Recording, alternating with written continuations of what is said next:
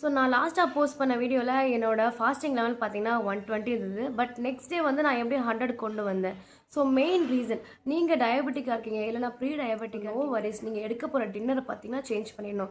So நீங்கள் வந்து நிறைய கார்ப்ஸ் எடுக்காமல் பார்த்துக்கோங்க. அந்த இட்லி தோசைலாம் கொஞ்சம் குறைச்சிக்கோங்க. அப்படியே உங்களால் அதுதான் எடுக்க முடியும், என்னால் ப்ராப்பராக ப்ரோட்டீன்ஸே எடுக்க முடியலனா கூட பரவாயில்ல, முடிஞ்ச அளவுக்கு உங்களோட டின்னரை 7 o'clock முடிஞ்ச அளவுக்கு கம்ப்ளீட் பண்ண பாருங்கள். இல்லை நான் 10 o'clock மேலே தான் நான் வீட்டுக்கே வருவேன், அதுக்கப்புறம் தான் என் டின்னரே ஆகும்னா இட்ஸ் ஓகே. நம்மளோட லைஃப் ஸ்டைலுக்கு ஏற்ற மாதிரி நம்ம வந்து ஃபுட் எடுக்க பார்க்கணும்.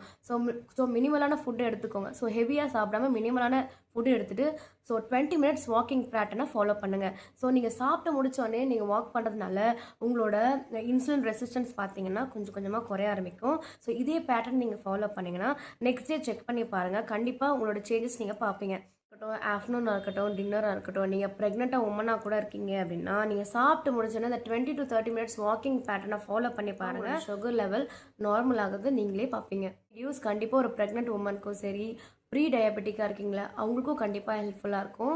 ஸோ மறக்காமல் உங்களுக்கு ஷேர் பண்ணுங்கள், சப்ஸ்கிரைப் பண்ணுங்கள்.